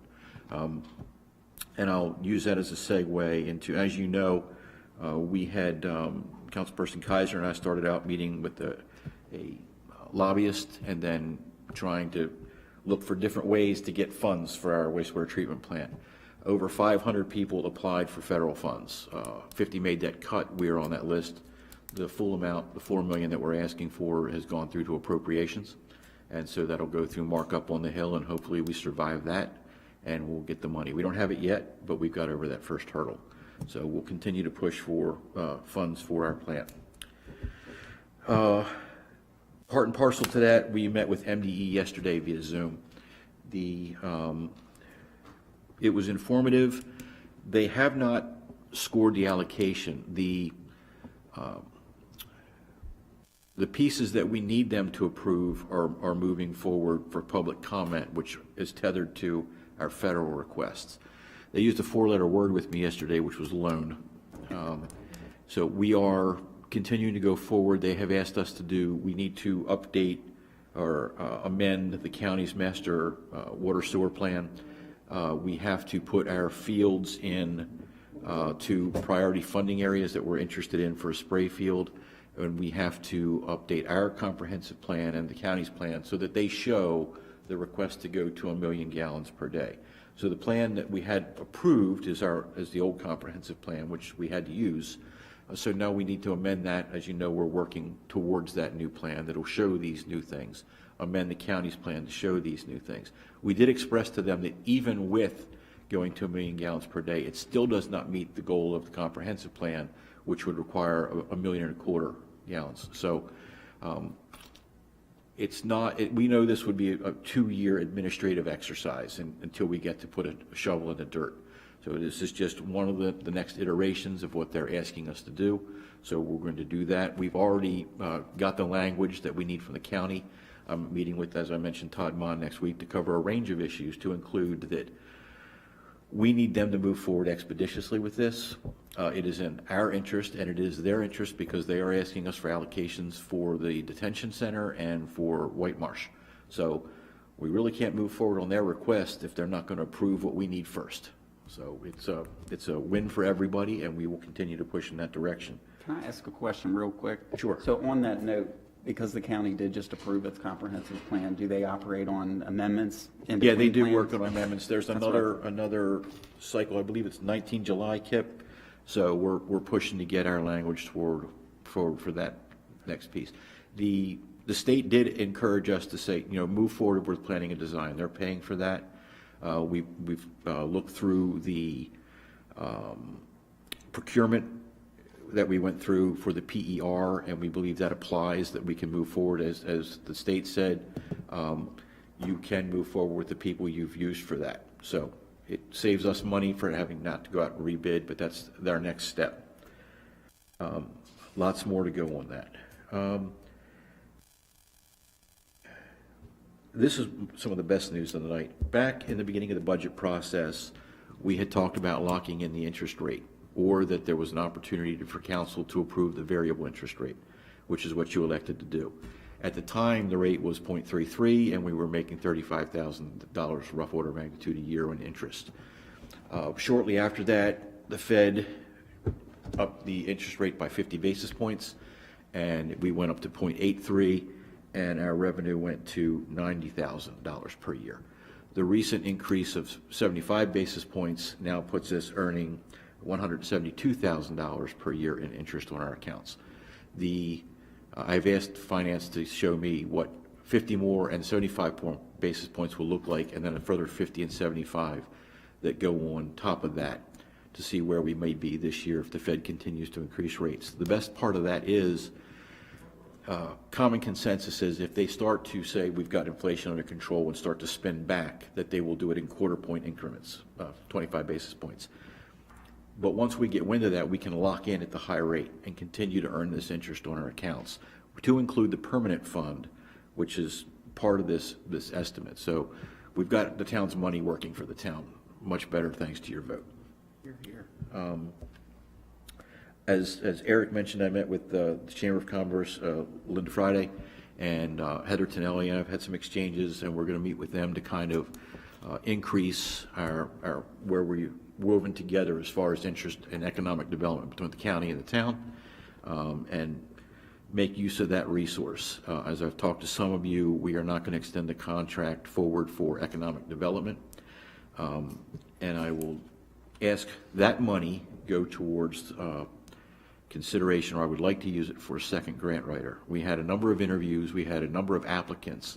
The one we've hired has experience running 3 small towns, a great number of contacts in Annapolis, and familiarity with what we're trying to do. The other individual has a lot of federal experience. Some of the grant writers, while talented, were looking at small fish. This person started out with $500,000 bites as the kind of grants that they have experience in going after, and have shown in their resume and through our discussions success. So with the council's permission, what I would like to do is hire this person for at least a year on a part-time basis like the other grant writer, and use a 2-prong approach as we move forward looking for money for the wastewater treatment plant to kind of maximize our grant footprint and bring on all the cash we can. Part and parcel to that. Based on the change we just made earlier, 4 of us made earlier, does the part-time grant writer get full-time health No, insurance? they are a benefit? contractor. Contracted employees. Yes. Okay. Yeah, they're 1099. Thanks. So, yeah. The other thing we're going to bring forward to you as we get into late summer, early fall, is looking at hiring a lobbyist. So while we can look for grants and look for federal funding, I think, based on last year, we want to get ahead of the curve and try to go to the legislature here in the state directly for funds for our wastewater treatment plant. Get out of the loan business, the grant business, and say, hey, straight up, we want funding. And there'll be a discussion that I'll probably have with Councilperson Kaiser to say, okay, who are some people in Annapolis that would best be in tune to what the town does and what we're asking for and help us go to bat in that situation. I'm fairly confident that our delegation will support this, but there's going to be other doors we need to knock on and get the right person to do that and help us move these things forward. I just want to say for timing, if that's a direction we decide to go, which I obviously think contract lobbyists have a lot of value, we got to go. Like, I would put an RFP out in August or September at the latest. Okay. Because we don't want to be teaching someone who we are and what we need in December. Correct. For them to, there's going to be a budget that'll be put together in the fall. It'll be meaningless since the governor will be gone. This is the first year that the General Assembly is going to have the ability to add to the budget. First year ever that the General Assembly has really any real budget power. We don't want to be the test case for some lobbyists learning who we are on the fly. And so if that's the direction we're going to go, we got to go end of summer, very, very early fall. And I just want to add that I think that's very progressive thinking that I'm absolutely for, if we can afford it.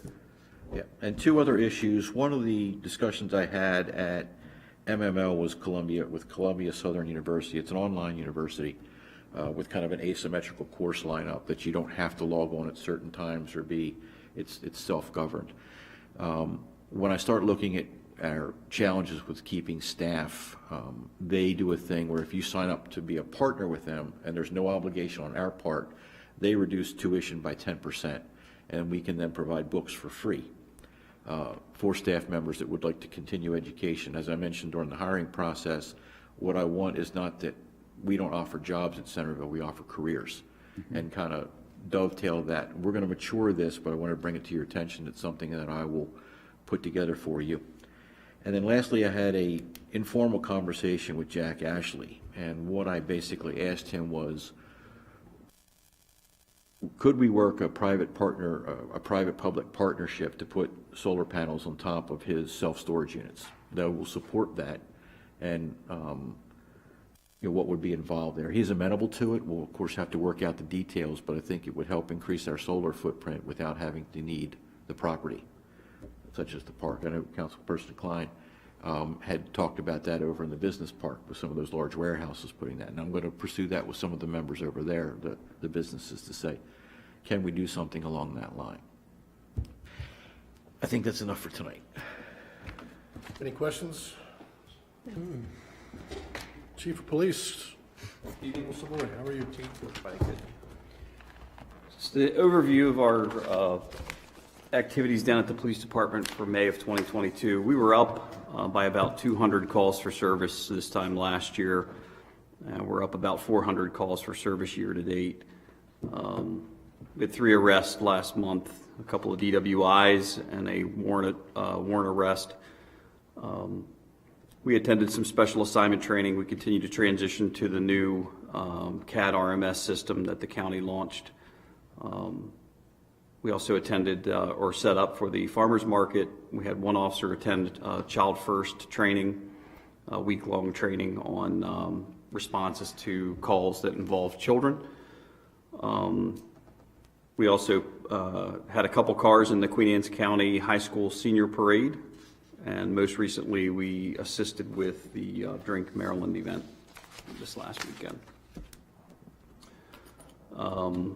I have written and submitted applications to receive grant funding for police recruiting and retention, our school resource officer grant through the Maryland Center for School Safety, and the most recent grant was for body armor through the governor's GOCAP grant. Our speed trailer was down on Watson Road coming into the wharf, and it's now been redeployed out on Hope Road due to some complaints that we've received from citizens on some vehicles that have been traveling a little too fast there. The 2 police vehicles that were ordered last June have arrived. They've been upfitted and they've been assigned for patrol. The final shipment of the prisoner transport partitions will be delivered tomorrow out at our upfitters. And we're going to be scheduling all of our vehicles to go out and be upfitted for those. So thank you again for council's support and an expeditious response to that request. Some good news. We've identified an applicant for the current CPD sworn vacancy that we've had. We just wrapped a background investigation on that applicant, and we are pleased to be sending them down to the Eastern Shore Criminal Justice Academy in Salisbury to begin his 6-month training in on July 5th. So he'll start. And I'll share with you guys a little bit more about him once we have the official hire date. And then finally, our Red Speed, our speed camera program has been revamped after a really great discussion with some of the folks with that company. Our speed cameras are quite productive, and I would remind citizens, especially during when school's in session, to use caution when they're driving in these areas where schools are. There will be a employee from Red Speed who will be on site on Little Kidwell and on Watson Road beginning next week doing a traffic study, both directions on both of those roadways. So that's all I have to report. There's been some rumor about traffic calming or different traffic measures around Centreville Elementary that the Board of Ed might be working on. Are you aware of what the details of those, or are you engaged in that at all? I am not. Typically, I do get engaged at the beginning of the school year when buses are running again, and we get frequent calls saying that the light's not changing over out at the intersections here, and also particularly at Centreville Elementary School, just with it's one way in and one way out. I've had conversations with both principals at Kennard and Centreville Elementary School, and we talked about, I think Councilperson Kaiser even mentioned, the same type of scenario where I think the solution would be to stagger drop-offs and pickup times. We like to use the word infrastructure, and truly in this case, the infrastructure does not exist at Kennard or Centreville Elementary School for the numbers of buses and drop-offs and things like that. So I have not been involved in any of those types of discussions, but I would certainly be happy to participate in them. You did say Centreville Elementary, because I do have visibility on that. I'm the one that had the conversation with Sid Pender, because they, of course, have interest in some updated signage at the high school. And so had a conversation about what some of those options might be, and he was the one that said that they are willing to entertain a revised traffic plan that they could implement in the fall, and in the meantime have hired the crosswalk person. So my understanding is that's been helpful, and I don't know about the rest of you, but I've driven through there when there has been a crosswalk person, and that's certainly done wonders. So The changes to the traffic pattern would have to engage the town at some point, right? Mm-hmm. And you're saying you've not been engaged? Correct. So in the context of Carter Farm, we've sort of heard allusion to there's a plan to improve things down there, but what you're saying is maybe that plan is still in somebody's head? But if they're just directing traffic a different way on streets in the direction that they already go, why would we need to be engaged? I don't know what the plan is. I guess that's my point. I don't know what they're planning on doing.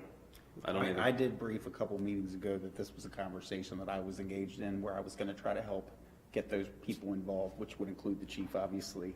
An interim step, just based on an idea that floated, and I apologize that I don't have my streets real well, but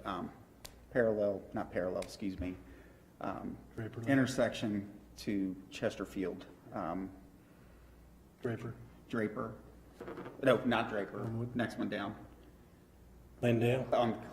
Glendale's Catholic Church intersection, Yes, correct? Glendale. So a plan that would allow folks to kind of do what's being done at Kennard, where they would turn down and then go to the end of that road. And because we're fortunate that the Catholic Church owns the property from Corbally Hall back, if folks lined up along that side and picked their kids up on that corner there where Corbally Hall is, they're not blocking anybody's driveway, and that's sort of what's happening right now, to the inconvenience of many folks on Kidwell for Kennard.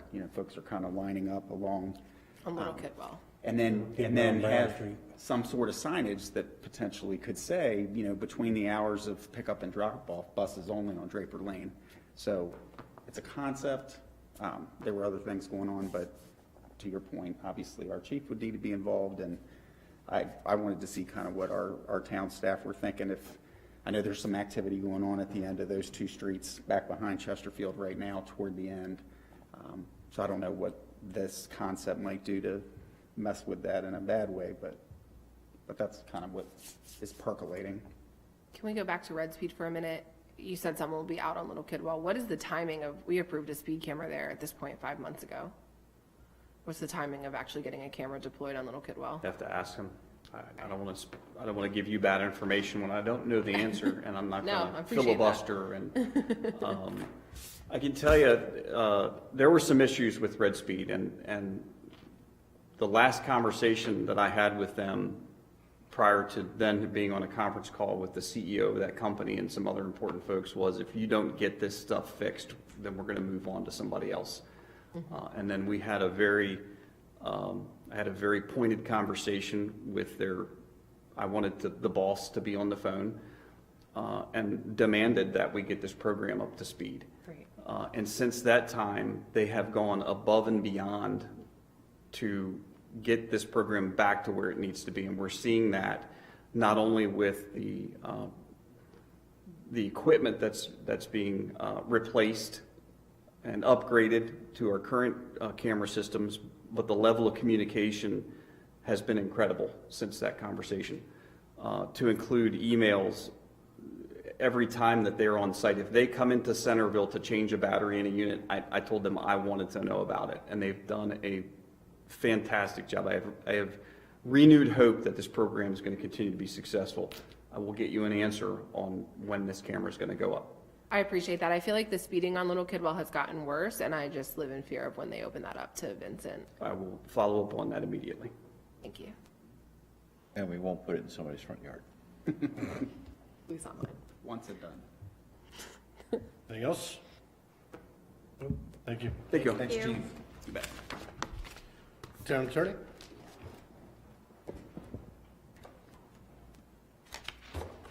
Just real quickly, I am putting the finishing touches on the ordinance that'll correct all the citation references in the zoning ordinance, and should have that for your next meeting for introduction. Great. So there was probably about 15-ish. Quite a few. That's a lower number than I thought, so. Thank you and your staff for that. Thank you. Thanks, Sharon. Finance officer's not here tonight.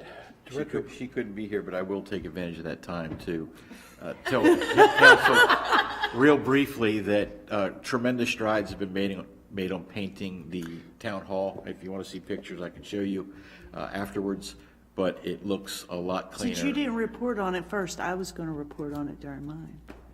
You're interrupting me. But they've come a long way. It was a lot more disruptive than we thought it was going to be. They've got a staff of about 5 or 6 painters on there every day. We're very fortunate because it turned out to be a lot more work than they thought it was going to be. But if you pop over there, it really looks good. It looks clean. The contrast when they were painting the ceiling in my office was frightening. It was, we find out just how dirty those walls were, and if we couldn't tell. But they're doing a great job. We anticipate they'll be done next Monday or Tuesday. But by Monday, it will probably be back to working in Town Hall. I had a chance to slip in to pick up mail, and I got to say, it was just a little bit that I saw was phenomenal. So it's exciting. Clean and bright. Director of Public Works?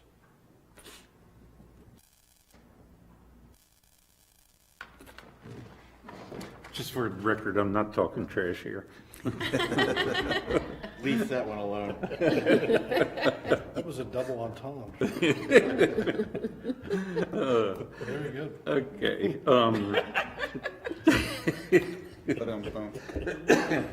Take order himself. We've had some curb and sidewalk repair around town. These were areas that were disturbed for utility repairs and stuff. So we've been a little while getting to it. Contractors are all busy, so it takes a little while to get everybody scheduled. This had to be done first before we could patch the streets because the paving matches up to the curb and gutter. The paving is scheduled for the week of the 4th or the week of the 11th, depending on how the weather plays out here. Just to let you know, and as soon as we get it in, the boom mowers came in that was ordered back in October. That was part of the FY22 budget. It finally came in. Finally. So, we should have it back in town by the end of next week. So, the staff is working on an request for bids for tower maintenance contract on all 3 towers for quite some time, long before I started here. There was a contract on the maintenance for 1 tower out on Comet Drive. This contract's going to take all 3 of the water towers underneath it. So just so that you know, you'll be seeing stuff come up, in the near future about that and bidding out for it and everything. That does not include cleaning them. Yeah, we're gonna work that into it, yes. The prices were a bit absurd, I thought, for just off the wall, having somebody come in and clean them. If we build it in this contract, since they have the rest of the maintenance and stuff, the cost is spread out a little bit more. So yes, we're planning on including that in this contract too. I know there are a lot of residents, we hear it quite often about how bad they look with the growth that's on them and everything. Brooks got a lot of algae. Yes, Northbrook and the one out to Comet Drive. Comet Drive. Yep, the ones that are closest to the wells, because there's a bigger temperature difference. And of course, the one in the middle of town here sweats too, or condensates. It's not as bad as what the other 2 are. But it also has to do with being close to the water, like the Corsica and the bay. For some reason, the closer you are, the worse it is. So, What's the status of pavement? I'm sorry, go ahead. no, you're fine. We put Belvedere in the FY23 budget, right? Now you're asking me, I'm trying to remember. Road? No. It was It's $1 million repair. What is it? Because we drove down there today, it's It's Glendale and, a mess. right, Windsor. and Windsor. Okay, so we Yes. have everything else kind of in Yeah. that neighborhood. Right, Belvedere, Windsor, and Glendale, they're the next ones that are on the list as far as priorities. As far as I was concerned, Belvedere and Windsor were on the list for quite a while. It was just that Whedon was a cheaper street to do, and we had the money to afford to do that. That's why Whedon got pushed up ahead. So, Do we have any in the budget now? Any paving in the budget? no, we didn't put Right anything. now, in what this we're one. hoping is that once we find out how much our tranche that we can pull for the plant is, the funds balance, when the money was put in originally for those projects in 2017, they've been executed, they were in the area of $300,000 to $500,000 each. They're now in the area of $1 million each. That's what the cost is, having gone 5 years without executing. But those are the 3 streets that are at the top of the That's the list. top of the list, Queue-wise, yeah. pending funding. And that could be something that we can put forward if we go for congressional earmarks next year as a bundle. $2.5 million for that entire neighborhood, upgrade streets and infrastructure. Yep. Thank you. I just have a quick question. If this group would indulge, and if it's not too soon to do it, the work behind Food Lion for the rest of the business park, it's progressing well. I'm getting a lot of questions about it. Can we at an upcoming meeting, just whether it's Mike Whitehill coming in as the engineer, or you, or both of you? Yeah, I can fill you in. I mean, Probably not tonight. Yeah, that's fine. Mike. I know we're pushing long, but Right. Mike has been inspecting daily, mainly on the portion of Courseville Drive Extended, because that's going to be that's going to be turned over to the town. So the water and sanitary sewer, the storm drains, pretty much all of that is installed now and everything. They were supposed to today, but I doubt because of the rain they were supposed to install the meter bolt and the large meter, and that's one of the last portions that the town is concerned with until they get into ready to pour curb and gutter and the road construction part. How So far are they required to do to the lot lines? for the, Everything to upgrade the road? Is the developer, no, it's, like stormwater, for instance, Yeah. is all the way to the stormwater Next- pond behind okay. it. The road itself is all the way to what the rest of, sorry, I forgot the name of the road that Dunkin' Donuts. Laser, yes.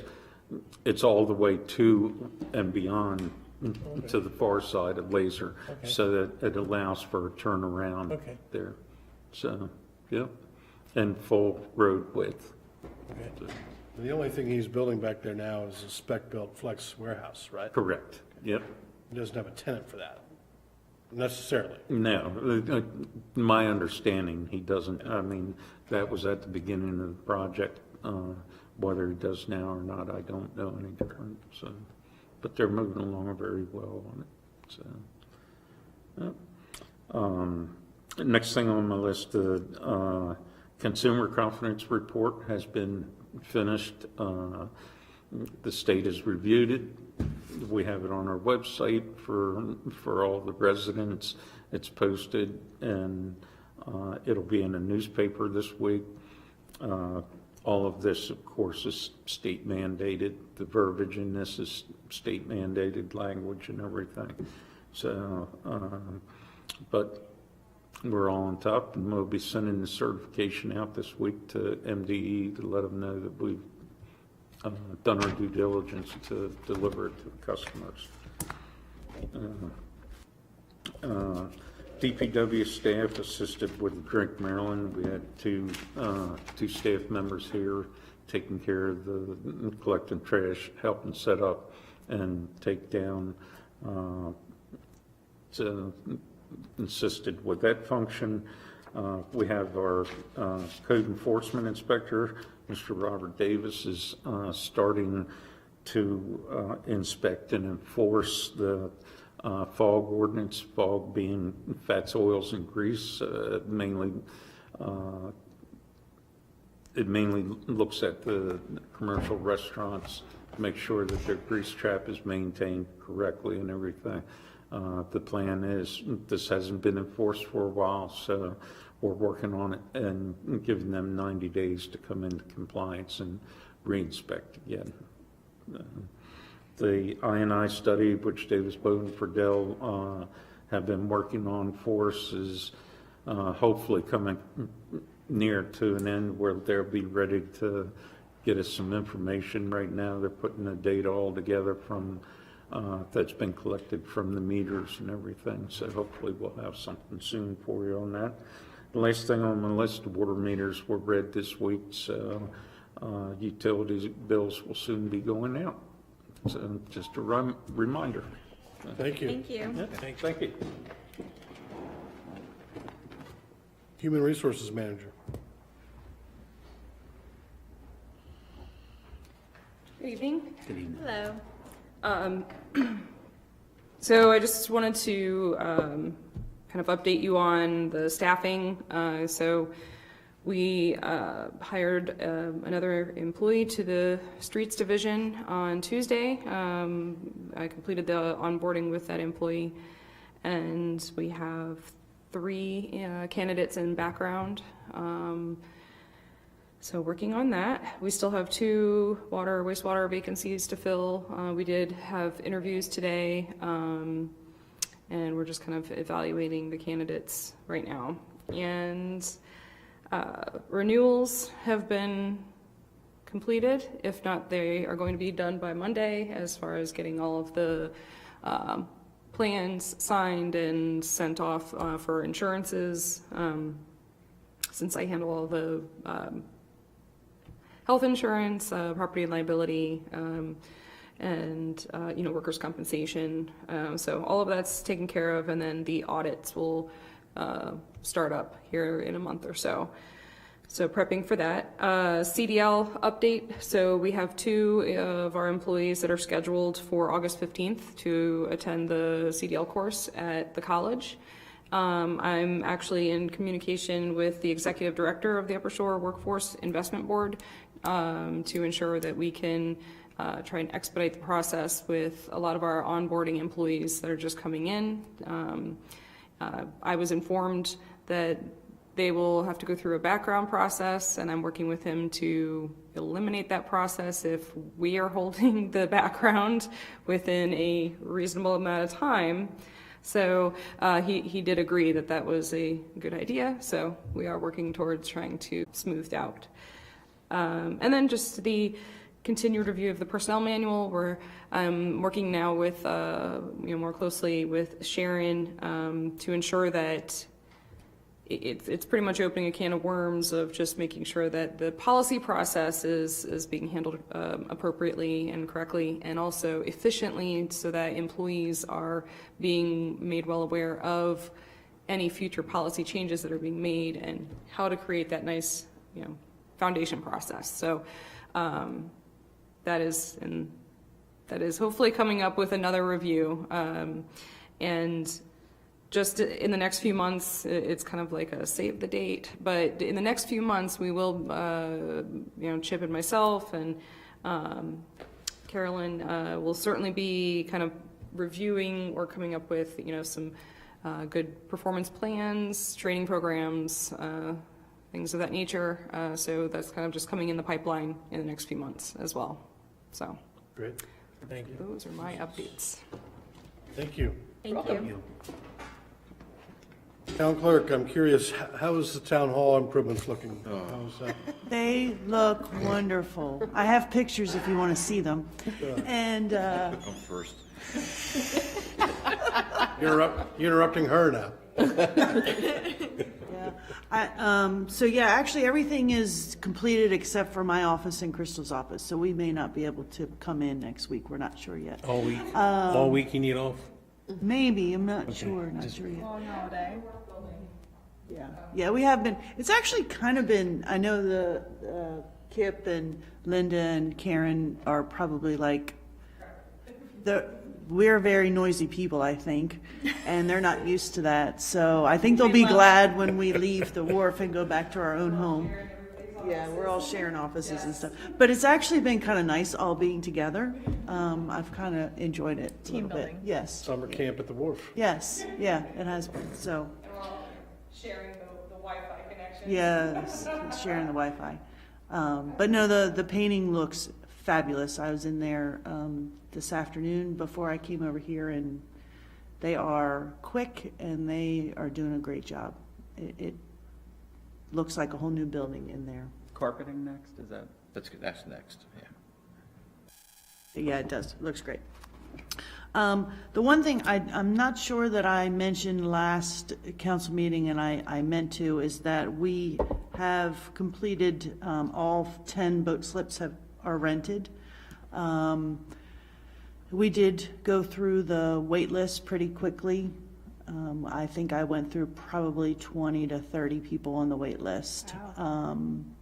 This time around. We had 9 spots open, so we kind of weeded through. Some of them decided not to because of the price increase. Some of them were, I don't care, that's a good price and I'm taking it. So it was mixed, but everyone down there is happy that they're there, and so. How long is the wait list now?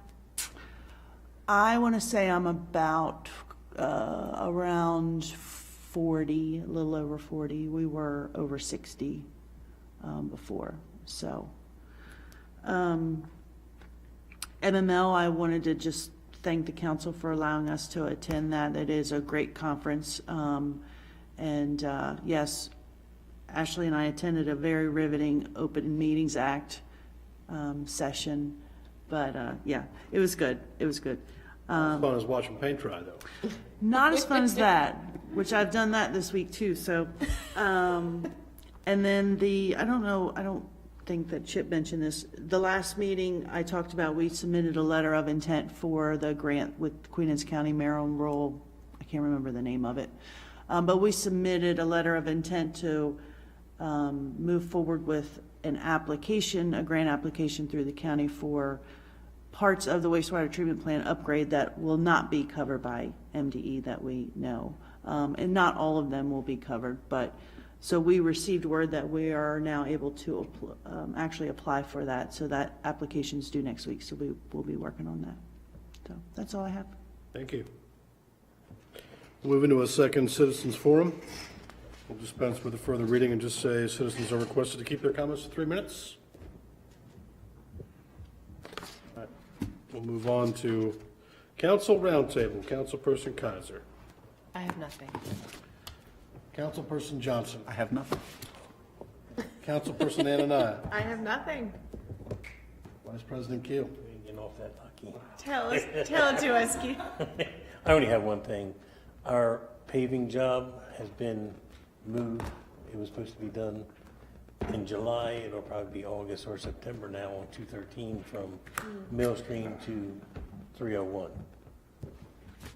Hopefully, we still get it done this summer. Yes, indeed. Yeah. I yield back. Motion to adjourn. Second.